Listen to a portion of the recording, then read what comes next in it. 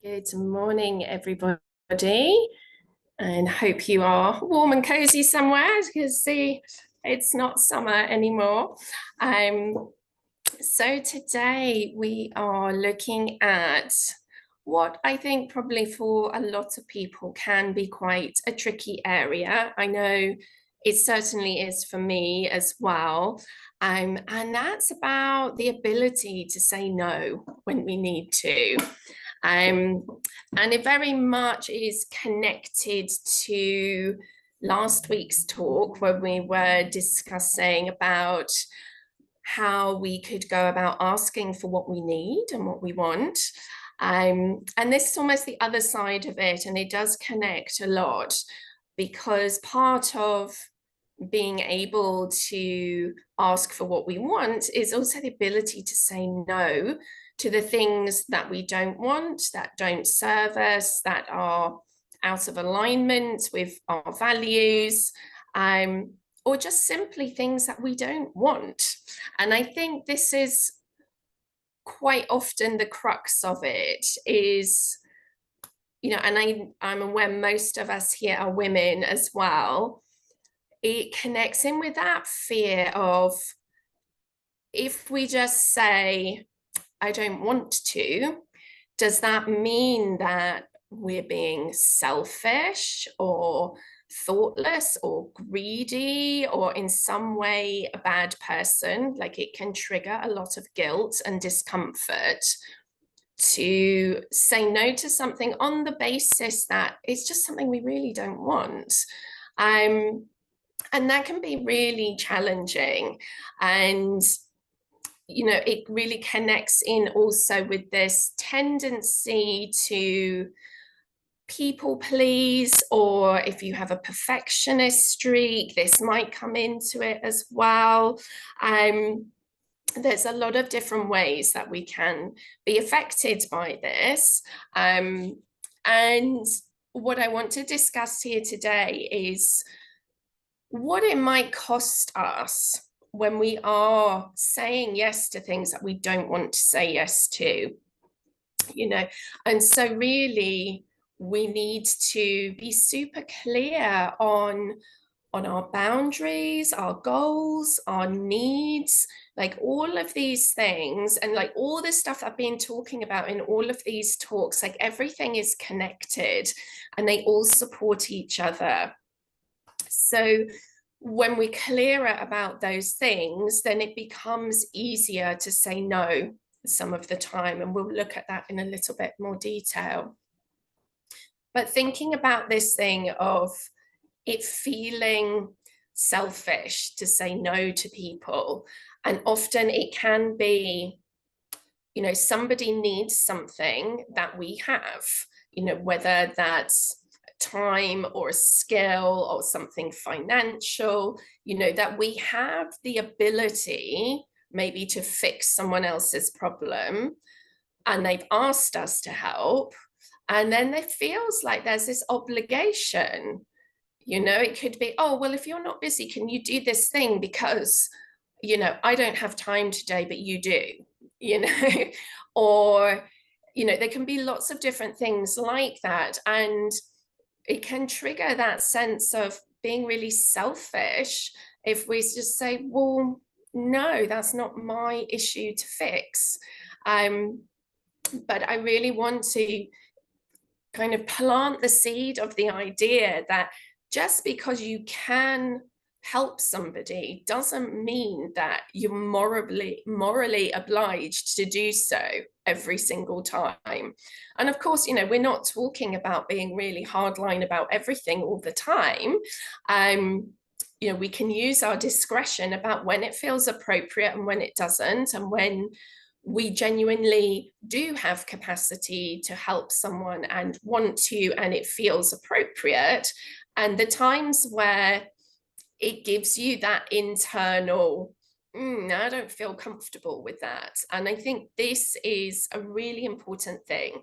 This is why we talk about having that time to yourself to connect into your needs, your goals, your values, what boundaries you need for yourself, and they can vary from person to person, you know, because we've all, for example, got varying energy levels. And so the boundaries we need to have around that can vary from person to person. But we just need to find what are the ones that work for us, that is going to support us in a holistic way. So then actually we show up, you know, as a much better version of ourselves in everything that we do. So, you know, just because you can doesn't mean you have to, you know. And actually, if we think about a more extreme example, you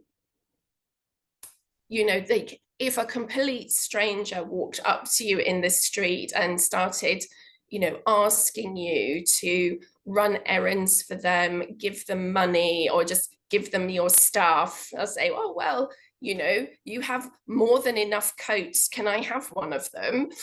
It would just be like, that's a weird question to ask. Like, no, why am I going to give a complete stranger my coat? So it might seem like a silly example, but it's just to try and illustrate that there are times where we might feel the clarity of, well, yeah, just because we could do something for people doesn't mean that we have to, or that we should, or that we're bad for saying no.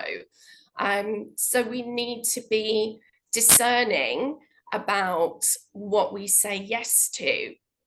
And really, when we're looking at, you know, these requests, they are for our resources. You know, it can be our time, our energy, our money, our care, you know, our emotional resources. There can be loads of things like that.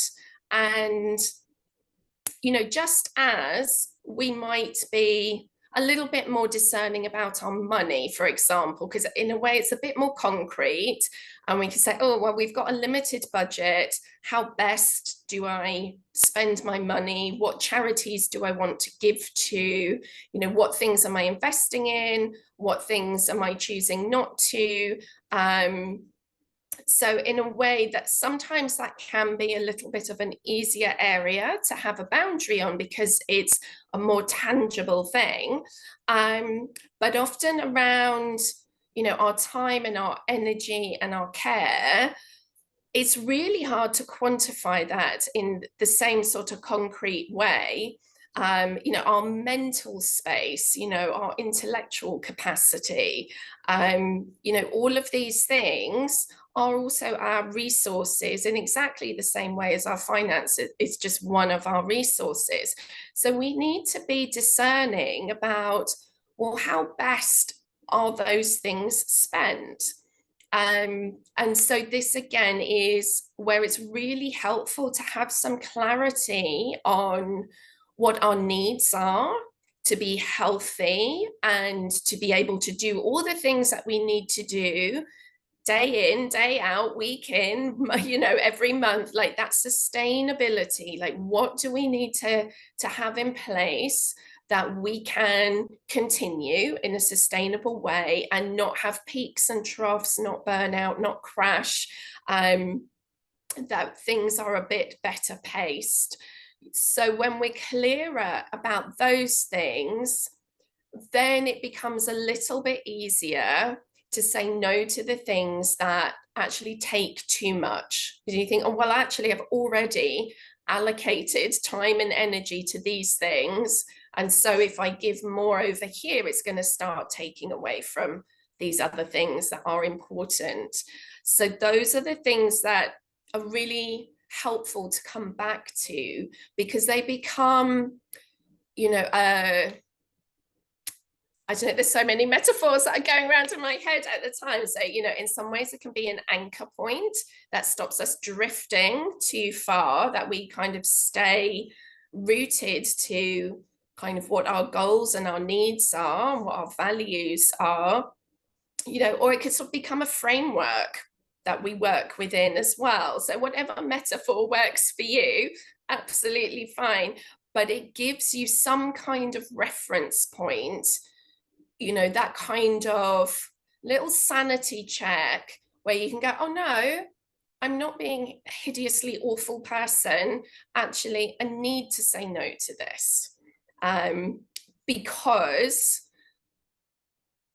in the big picture of everything you're trying to achieve, it's going to pull away from that, or it's going to drain you too much. It's going to have a knock-on effect. So, you know, when we're thinking about, you know, what would it cost you to say yes to these things? And again, this is where that reference point is useful. But if deep down we've got that gut feeling like, oh, I really don't want to do that, like this is not sitting right with me. It feels like an unreasonable ask, but I don't know how to say no, or it's something I just really don't want to do. You know, we get those times where inside it's a screaming no, and then we find it really hard to have the external no, I'm not doing that. But when we think about what it might cost us long term, and what it might cost in our relationships too, that sometimes it can help give us a little bit of courage to hold the line sometimes. So, you know, number one, it can really affect our health. You know, the emotional turmoil of like holding in that anger and resentment of doing something you really don't want to do, feeling like you're being bullied or taken advantage of, all of these things, you know, it's going to affect our physical health. It's also going to affect our mental health and our self-esteem. You know, that following the initial guilt and feeling like you have to do something you don't want to, then, you know, there can be that kind of self-criticism or self-loathing of, oh, you know, why can't I be a stronger person, you know, or why do people always take advantage of me, or all of these things. You know, it can really impact our self-esteem. And so if our, you know, if our general well-being is impacted in that way, it's going to affect everything that you do because you're coming from that place. And, you know, if these situations are occurring in relationships with people, so whether that's students, whether it's friends, family, but people you have ongoing interactions with, you know, that build up of resentment is going to make a really kind of toxic edge to that relationship, which at some point will probably boil over into some kind of conflict or breakdown. So those kind of simmering resentment is really unhelpful for the other person as well, who might just be oblivious to the fact that they're trampling all over your boundaries and your needs. So like it can cost a lot to say yes when you really want to say no.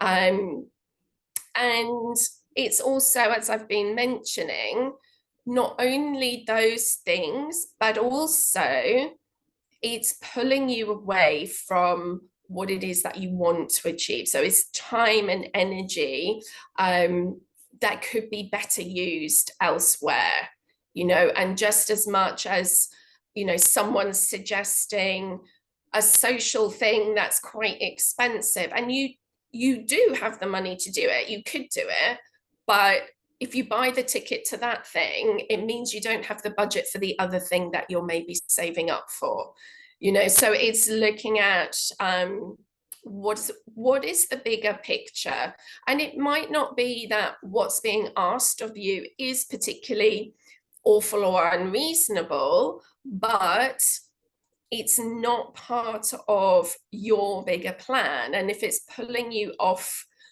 what you need to take care of yourself or what you need to achieve your goal, then it's not a good idea, probably.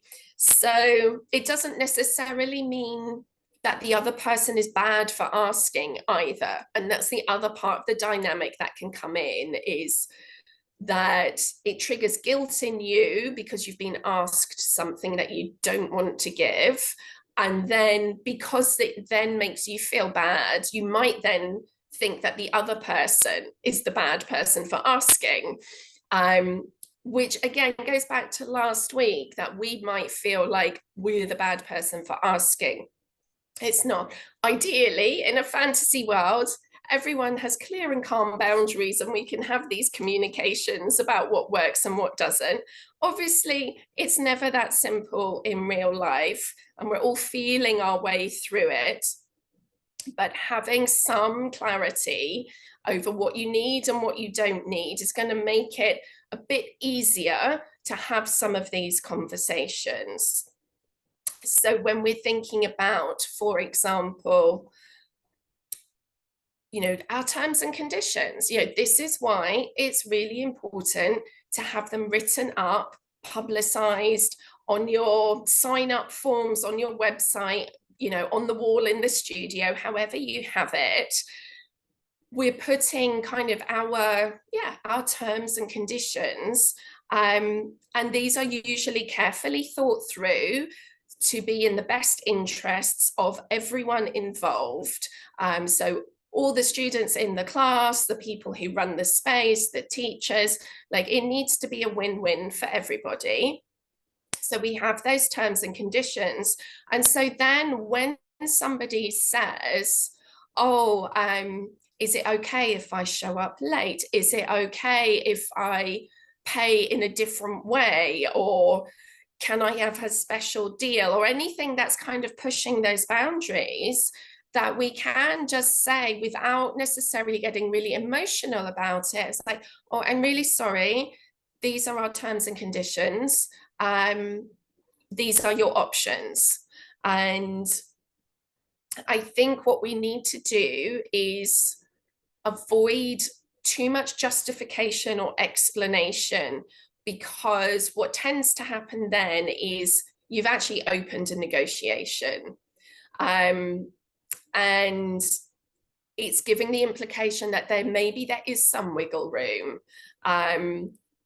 So I think just keeping it calm, and it's really hard. Like, I always feel the need to explain or justify. And there's times where, people have asked me, for example, about doing a special deal or trying to work outside of my time frame. Some things are easier. Like, I've had a policy for many years now. I just don't work on Sunday, and this is the thing. You say, oh, well, maybe I'm free. Maybe I could do these things. But it's like, no, I need at least one whole day that has nothing to do with work. And so, again, I don't justify it to clients, particularly if and I don't feel they're bad for asking me to work on a Sunday, because, when you work self-employed, and we know that yoga teachers work all kinds of hours, and some people do work Sundays, so it's not unreasonable for them to ask. So we can take all the emotion out of it, and I just say, oh, sorry, I don't do Sundays. Let's have a look. Could you do a Saturday? Could you do a Thursday evening? Like, what do you need? What can I give? And what's a win-win? Rather than me feeling guilty or pressured by somebody maybe saying, oh, but I really need it, and that's the only day that really works, and all these things that might be, them trying to persuade someone to do what they want. And that's not unreasonable for them to do that. But that's where we need to be clear about our reasons. And we don't have to share those with other people, but being clear about why we make the choices that we do, what our needs are. And then it becomes a bit easier. And it's the same with, for me with pricing, each year I spend some decent amount of time reviewing all my finances, all my costs, my income, and I work out my pricing. So I do the work, then I set up my systems. I need to program my booking system because people can pay online. There's all of that work goes in. So once it's done, it's done. I'm not up for negotiation, because I've already thought it through quite carefully. And if it doesn't work for somebody, then they are within their rights to make their choices. And I always try to give a range of options. So there's different levels of affordability for people. But the time and energy then to renegotiate with people, cut special deals, and then I have to set up a new thing on my system.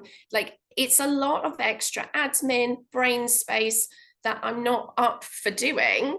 And there's also something about being fair to everybody. So there's transparency around my pricing to everyone. So I'm not giving one person a special deal and then the rest of the public have no idea that that might have been an option. Like, for me, it's kind of touching into those ethical things as well. Like, I like to be transparent.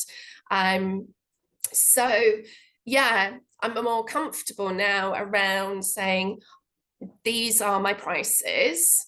They're not up for negotiation, but here are the options. So this is what's available and you can choose out of that. Or you could choose none of them and go with a different person. And, you know, it does take a bit of nerve to do that, to potentially let a client go. But again, what does it cost if I was to give in and do them a special deal? It would cost my sense of integrity. I wouldn't be feeling comfortable with the price. I'd probably resent, you know, not earning what I think I'm worth. And then that would affect my relationship with that person, feeling like they don't really value me. So, you know, all the things that are lost in trying to get a new, say, one-to-one client, it's not worth it in the big picture. So we need to just be really clear about what works for us and what doesn't. And the more that we think about our big picture and our needs and our boundaries, the easier it gets to say no to things. I think what can be a little bit more tricky can be around more personal relationships where we don't have like a written terms and conditions. And that's where things can get a little bit fraught. You know, and the classic one that I know has come up in my life quite a lot, and I imagine that it's come up for a lot of you as well, is a thing around our time, you know, when people don't perceive us to be busy or to be working, because in their mind, we're only working when we're actually teaching a class or actually doing a one-to-one, and all the other work is not really seen.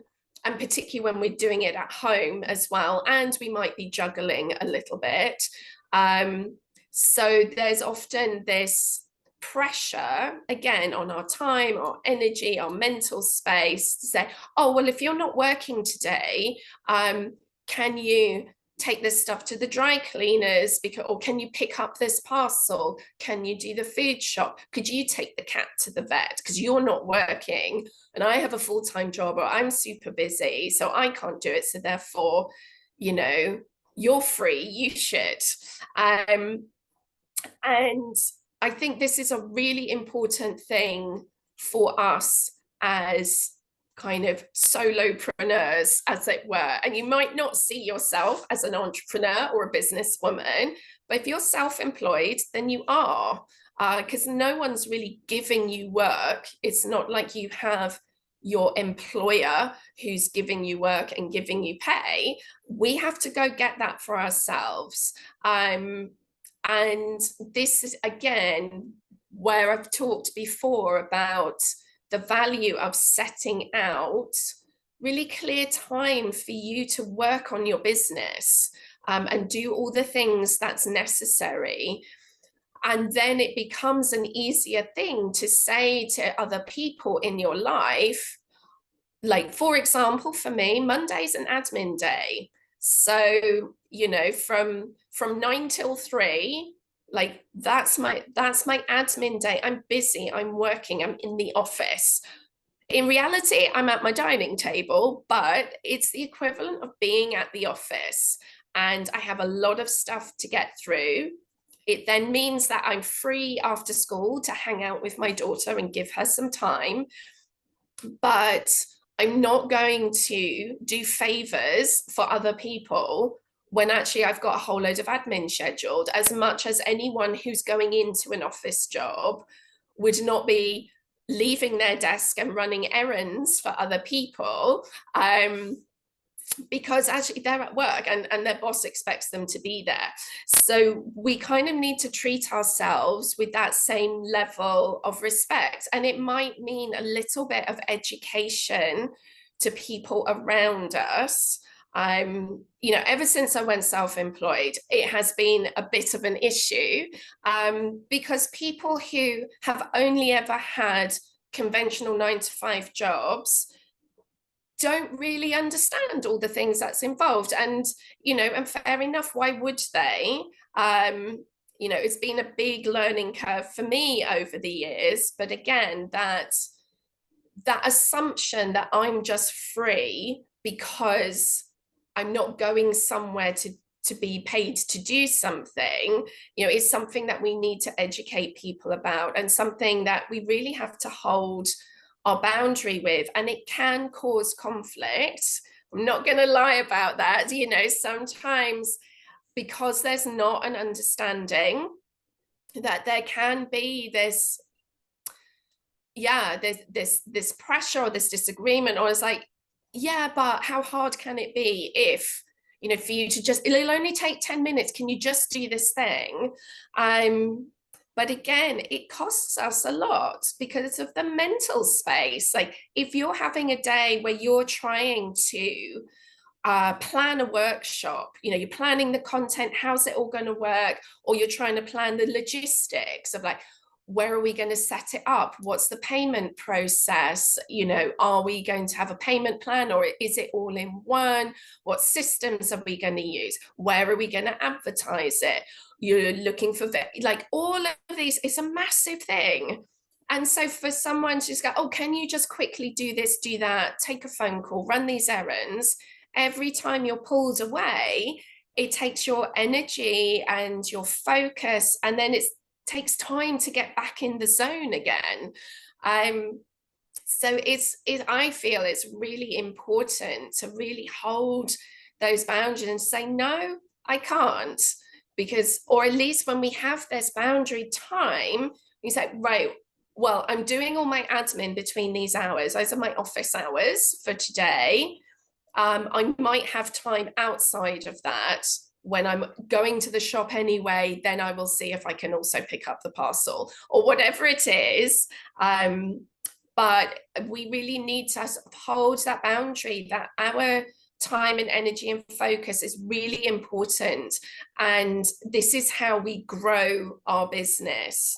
And I know for me personally, it was a big struggle, in that, my ex-partner would feel that his work was more important, it paid more, and so it made sense for me to do all the other things. But actually, I needed the time. This is the thing, we need the time and the space to create something, and the money comes later, the work comes later. It's like we're in a building process. We need to invest in being consistent in our marketing, in our lesson planning, in all the other things that we need to do, the reading, the preparation, the self-care, finding inspiration, like all of these things. There's a lot of time and energy needed to build a business. It's not just a little part-time hobby. So I noticed that when I got to a space of being able to have some really dedicated time, like I probably within a year doubled my turnover just from having time. And it wasn't that I was really doing anything different. It's just I had the time and space to do it well and to be consistent and to plan. I wasn't really offering anything new. I hadn't changed my prices massively.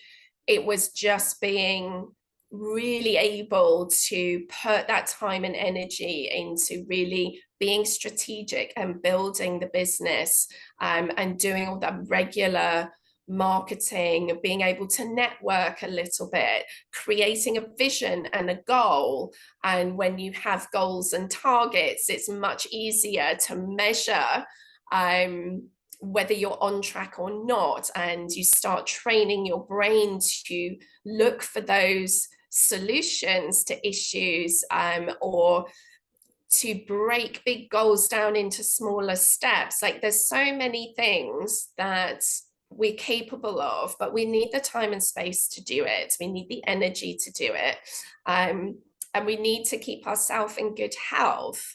So, as much as, I don't feel that we should get into massive negotiations around saying no to things, but I think just having that clear, when we have that, maybe that time in our diary, so that we can be fair to the people that we live with, of this is when I'm working and this is when I've got time off, because it can be a bit woolly from the outside. They're never really sure when we're working and when we're not, when we're doing, our business work at home.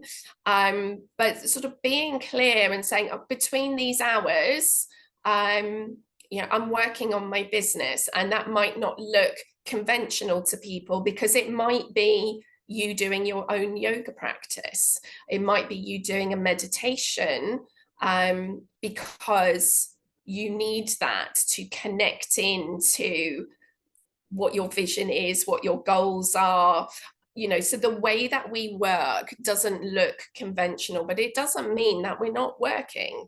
And work doesn't have to be hard and horrible either, so there can sometimes be a little bit of, maybe a little bit of jealousy from the outside, going, oh, well, that can't be work because that looks really enjoyable. But that's why we go self-employed, isn't it? Partly it's because we want to enjoy what we do and not feel like work is suffering. So yeah, obviously this is a big subject. There are books written around it. You might even want to look some up. There are books around. I think there was one called The Joy of No.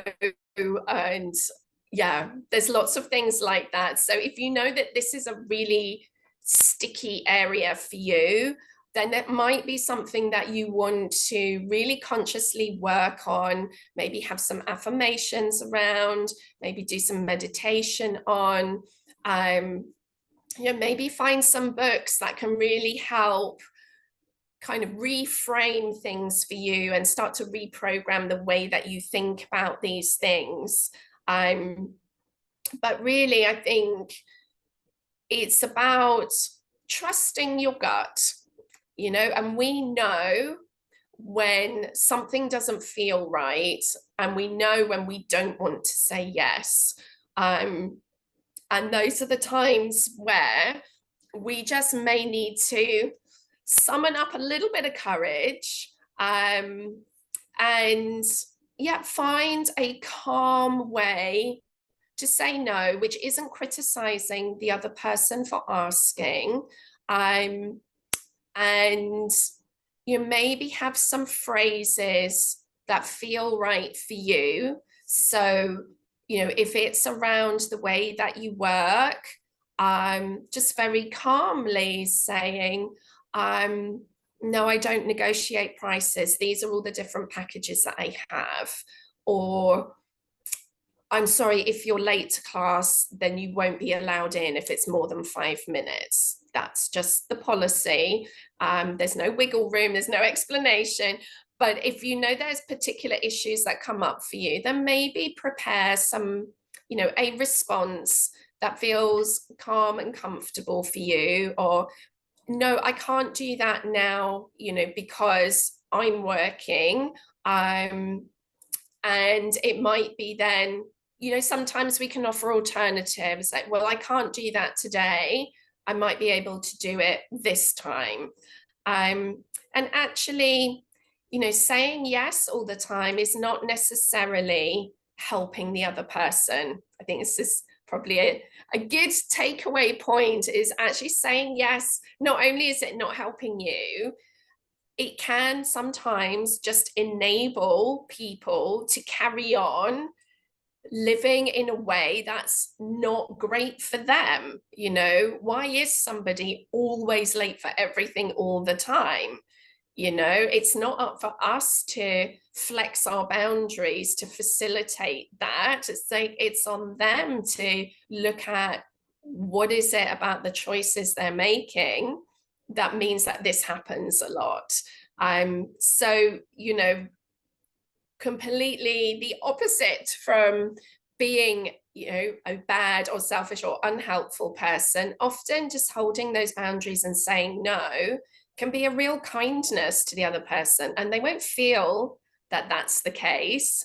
But by pushing things back and saying, well, I sympathize, but you're going to have to find a solution for that yourself, you're empowering them to fix their own problems, that they're less dependent on other people kind of plugging the gaps for them. That's a very disempowered place to be, relying on lots of other people to facilitate your life. Is so much better if someone's able to really take charge of their own life and make it work for them.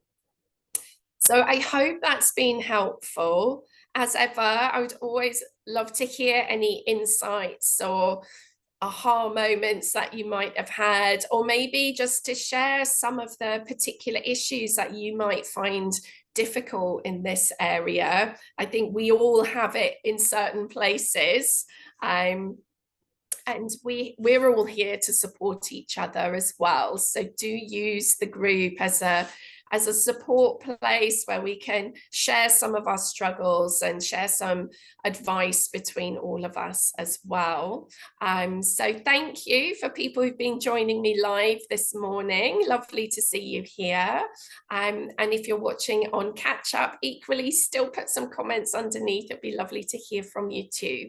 So have a lovely rest of the week, and I shall see you next time. Take care.